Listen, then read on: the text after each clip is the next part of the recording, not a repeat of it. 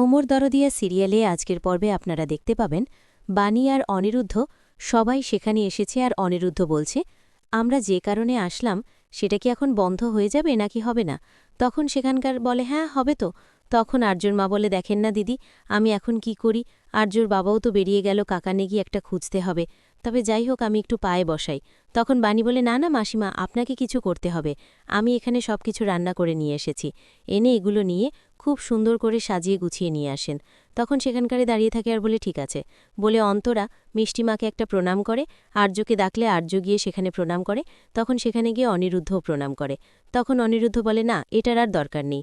তখন অন্তরা বলে, কেন, আমি তো তোমাকে আমার নিজের দাদার মনে করে দাদা বলে ডেকেছি, আর তুমি আর বৌদি যদি পাশে না থাকতে তাহলে কি আজকে আমাদের এই দিনটা আসতো বলো। তোমাকে একটা প্রণাম করি বলে প্রণাম করে।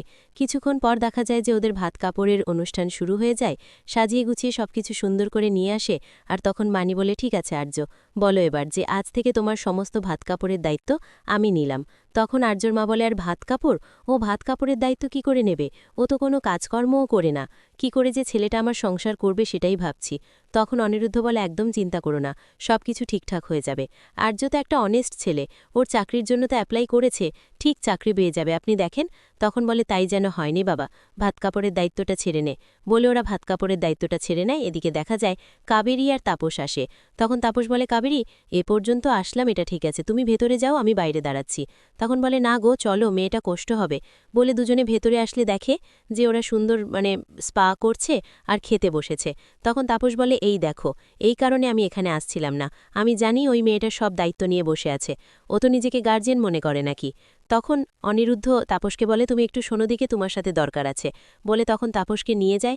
আর তখন সেখানে গিয়ে বলে, আচ্ছা তুমি সব কিছুতে বাণী দোষ দিচ্ছ কেন, বাণী কি করেছে। তখন বলে, বাণী তো যা করো সব কিছু করেছে।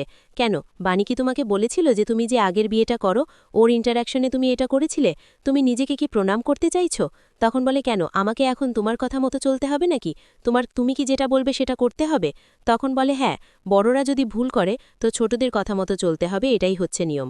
আর তাছাড়া তোমার আর বিদ্যুতের মধ্যে কি পার্থক্য আছে বাবা, বিদ্যুৎ যেভাবে বাণীকে ঠকিয়েছে ঠিক একই রকমভাবে তুমি আমার মাকে ঠকিয়েছ। তাই বলছি তুমি কথায় কথায় না বাণী দোষ দিও না, হ্যাঁ তুমি নিজে অন্যায় করেছো সেটা নিজেই তুমি স্বীকার করে দাও। তখন তাপস বলে, শোনো, তোমার যুক্তিবুদ্ধি সবকিছুই আছে, কিন্তু তুমি এখন বাণী পরামর্শ চলছ, বাণীর কথাই বলে তখন এদিকে চলে আসে। তখন তাপস এসে কাবেরীকে বলে, কাবেরী চলো এখান থেকে। তখন বলে, কেন, আজকের দিনটা অন্তত থাকি মেয়েটার পাশে। তখন বলে, ঠিক আছে, তোমার থাকতে ইচ্ছে হয়েছে, বউ ভাত খেতে ইচ্ছে হয়েছে, খাও, আমি চলে গেলাম। বলে সেখান থেকে চলে যায়। কিছুক্ষণ পরে কাবেরীও সেখান থেকে বেরিয়ে যায়। কিছুক্ষণ পর দেখা যায় যে মৌলিদের বাড়িতে মিডিয়া সব লোকেরা এসেছে আর এসে বলছে, আচ্ছা কিছুদিন আগে তো অনিরুদ্ধ একটা বিয়ে করলো, তারপরেই শোনা যাচ্ছে এখন নাকি ওর বাবা একটা বিয়ে করছে, এসবের কি ইফেক্ট আপনাদের বিজনেসের ওপর পড়বে না। তখন অনিরুদ্ধ ওর দাদু বলছে যে হ্যাঁ কেন পড়বে, একটা কথা বলুন, ওদের পার্সোনাল জীবনে কি ঘটেছে না ঘটেছে সেটা কি এখন আমাদের বিজনেস এফেক্ট পড়বে, কেন এটা পড়বে। তখন সেখানে ঈশানী বলে, বাবা আপনি শান্ত হন, আপনার শরীর অসুস্থ হয়ে যাবে নাকি। তখন মৌলি বলে, এসব কিছুর প্রশ্নের উত্তর দেবে একমাত্র অনিরুদ্ধ, তুমি অনিরুদ্ধকে ডাকো না। তখন ঈশানী বলে, চুপ করো মৌলি। তখন দাদু বলে যে কি একদম, মৌলি ঠিক বলেছে, পেনাকি তুমি মৌলিকে ফোন করো। তখন মৌলিকে ফোন করে। এদিকে দেখা যায় যে অন্তরা আর আর্য দাগিয়ে থাকলে সেখান করে বাণী আর অনিরুদ্ধ ফুলসজ্জা খাটটা সুন্দর করে সাজাচ্ছে। তখন সেখানে তানিয়া আসে আর এসে বলে, মা আমার রিচ অনুযায়ী তোমরা সবকিছু সাজাও না, আমি ফুল আনছি। বলে ফুল আনতে চলে যায়। এদিকে অনিরুদ্ধ চেয়ারের ওপর উঠে খাটটা সাজাতে গেলে বাণী বলে, পড়ে যাবেন, সাবধানে করুন। ঠিক তখনই পড়ে যায় আর বাণী গিয়ে ধরে নেয় আর বলে, দেখলেন তো, আপনাকে বললাম সাবধানে করুন। তখন অনিরুদ্ধ বলে, অন্তরা তুমি তোমার বৌদিকে বলে দাও, হ্যাঁ এসব অভ্যেস আমার আছে, আমি অনেক জায়গাতে যেতে পারি।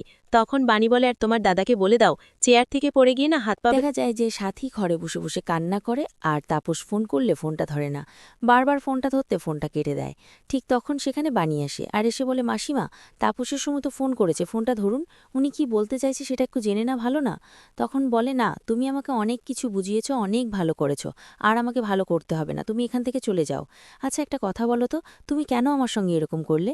তখন বলে, আমি কিছুই করিনি আপনার, কিন্তু সবকিছু আমি আপনার অনুমতি নিয়ে কিন্তু এই বিয়েটা দিয়েছি।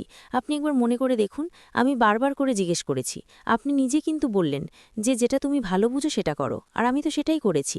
তখন সাথী সে কথাটা ভাবে, তখন বলে, আচ্ছা ঠিক আছে সবটাই বুঝলাম, কিন্তু তুমি তো তো সবকিছু জানতে, আগে কেন আমাকে বললে না?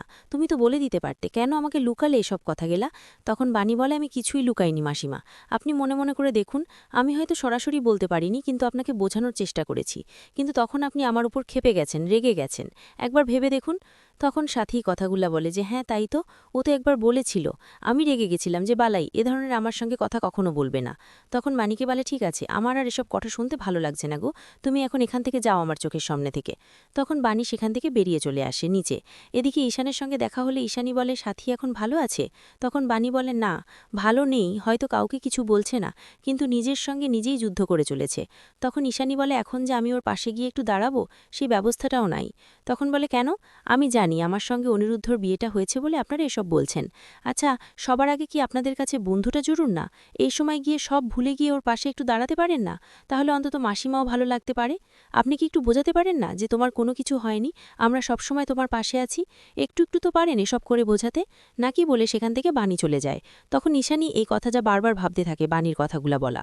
এদিকে দেখা যায় যে এখানে ওদের কোম্পানিতে মেম্বার থেকে সব ডাকা হয়েছে, আর সেখানকার মিটিংয়ে সব বসেছে। আর তখন মৌলির দাদু বলছে, আমি চাই যে অনিরুদ্ধ এসে ও পদ থেকে সরে আসুক, আর তার জায়গাটা মৌলি থাক। কিন্তু হ্যাঁ, এটা আমার সিদ্ধান্ত না, আমি এটা সবাইকে জানাচ্ছি, সবার মতামতটা একটু বলবে, আর যদি অনিরুদ্ধর কিছু বলার থাকে তাহলে অনিরুদ্ধ বলুক। তখন অনিরুদ্ধ বলে যে না, আমার কোনো কিছু বলার নেই গো, আমি সসম্মানে আমি স্বীয় পদ থেকে আমি সরে যাচ্ছি। তখন পিরাকি বলে, কেন? এখানে তাহলে ভোট হোক তো। তখন বলে, না, একদমই সেটার দরকার নেই, কারণ আমি নিজের ইচ্ছা থেকে সরেছি। আমার মনে হয় যে এতদিন ধরে আমি নিখুঁতভাবে সৎভাবে এই কোম্পানিকে চালিয়ে গেছি, তাতে যদি এখন আমাকে কারো প্রয়োজন না হয়, তাতে আমি সরে যেতে একটু দ্বিধা করব না, আমি তাতে এই কোম্পানি থেকে পুরোপুরি সরে যাব। তখন দাদু বলে, কেন? তুমি তো জানো তোমাকে ছাড়া কোম্পানি চলবে না, আর তার জন্যই তুমি এরকম গরম দেখাচ্ছ আমাদের সাথে। এসব বলে আগামী পর্বে দেখতে হবে যে বাণী একটা প্রেসক্রিপশন নিয়েছে। সাথী বলছে, এখানে কি লেখা আছে একটু বলুন না প্লিজ, আমি একটু বুঝতে পারছি না। তো আজকের পর্বটা কেমন হয়েছে?